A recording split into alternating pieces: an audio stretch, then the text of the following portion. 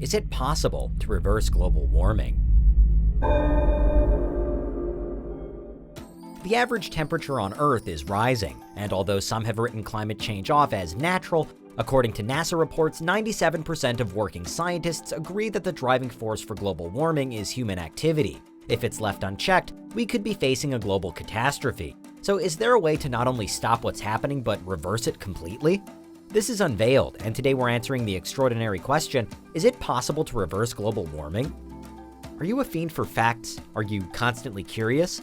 Then why not subscribe to Unveiled for more clips like this one, and ring the bell for more fascinating content. Global warming is a major aspect of climate change, referring to the steady rise in the average temperature on Earth. Figures from NASA show how we've seen a planet-wide increase of 0.8 degrees Celsius since 1880, but also that the majority of that rise has occurred only in the years since 1975.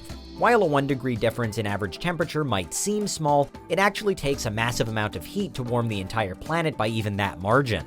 And such a temperature change may have major consequences. After all, it can take just 1 or 2 degrees of cooling to trigger an ice age. Global warming occurs because of greenhouse gases getting trapped in the atmosphere. The heat from the sun then can't escape back into space, and our world gets hotter and hotter.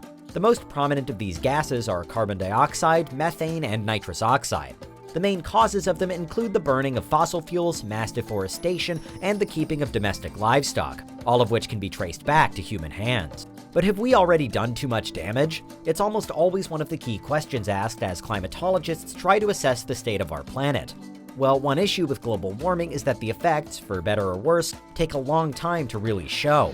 So inasmuch as we're now paying for our actions in the past, if we magically stopped adding greenhouse gases to the atmosphere and all become carbon neutral today, global warming wouldn't halt immediately, but could continue to happen over the coming decades.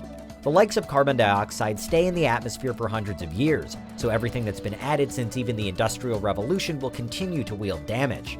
There's no quick fix here. If we fail or flat out refuse to try for carbon neutrality, however, NASA also predicts that the global average temperature will increase by as much as 6 degrees Celsius in the next century, a potentially devastating shift for life on Earth. So much so that perhaps being carbon neutral isn't even what we should be aiming for anymore.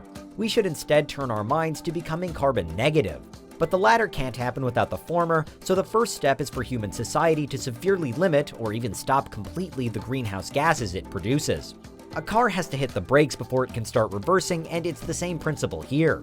It hinges on a change in momentum, and there have been some positive starts made in recent years. The burning of fossil fuels remains one of the first concerns, and the Environmental Protection Agency points the finger at transportation as the biggest culprit, accounting for nearly 29% of total greenhouse gas emissions. So what's needed to bring that figure down? We've seen electric cars start to appear more and more on our roads, but there's still a distance to go until our car use is anywhere near green. Public transport as a concept is better for the environment, ensuring that more people use less vehicles, but there are problems here too. For things to improve, we'd also need big changes in how or how often we fly or ferry ourselves around the world, while underground subway networks, particularly the older models, need updating. But converting our vehicles, or anything else, so that they have lower or zero emissions only works if the power they do consume is gained in an environmentally friendly way as well. Despite its importance for greener technology, electricity also gives cause for concern. We're increasingly dependent on it in a modern society, but a lot of that power still originally comes via the burning of fossil fuels. There are various initiatives to hasten the use of things like solar panels, wind turbines, or even nuclear power for our energy, but alternative sources are still in the minority. It's another imbalance that would need to be addressed on our road to carbon neutrality. Say we do one day achieve a carbon neutral world, however, what happens then? Well, on our next quest for carbon negative living, we'd either need to draw the existing carbon and greenhouse gases out from the atmosphere, or devise a way to reflect more of the sun's heat back into space under current conditions. And we'd need whatever technologies we chose to achieve these goals to be green and sustainable in themselves.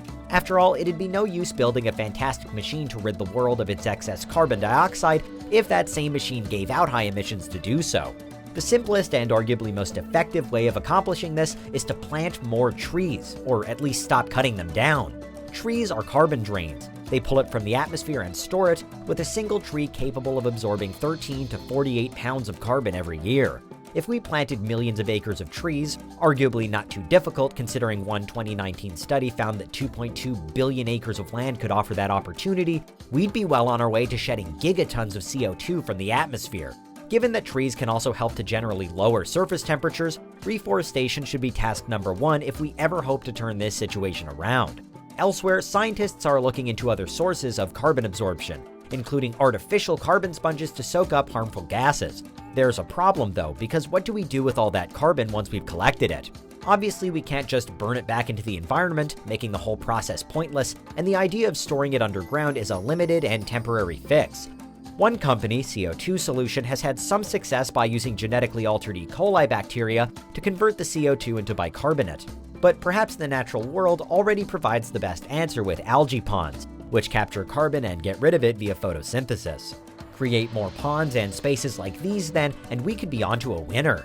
Meanwhile, there are more futuristic, mostly theoretical, and often controversial plans to reverse global warming by deliberately altering the climate in the other direction, creating a means by which we, by design, can intentionally cool the Earth. Here's where the idea of reflecting more of the sun's energy back into space comes in, with suggestions that we could purposefully scatter choice aerosol particles into the upper atmosphere in a bid to reflect sunlight outwards, or even that we could build massive mirrors to suspend around Earth to do the same thing. Failing that, scientists are also reportedly able to seed clouds to make them more reflective. And as a response to how rapidly the world's ice is melting, there are even proposals from a non-profit called Ice 911 to scatter tiny glass beads like sand across the Arctic, to make up for the lost ice by reflecting light away from Earth as the depleted glaciers still do. Perhaps unsurprisingly, there are also fears that such projects could end up doing more harm than good to the environment. But there is a growing realization that if we are to navigate the climate crisis, then we're going to need some truly innovative ideas. Depending upon which group or government is speaking, there are reported deadlines in place for various countries to achieve carbon neutrality. In 2019, for example, the British government committed to net zero by 2050. Whenever it happens, only then can we truly look forward to becoming carbon negative. The plans to tip the scale the other way can seem extraordinary and feel quite unlikely, but we've now at least got a grasp of what we need to do.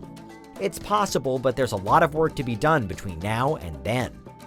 What do you think? Is there anything we missed? Let us know in the comments, check out these other clips from Unveiled, and make sure you subscribe and ring the bell for our latest content.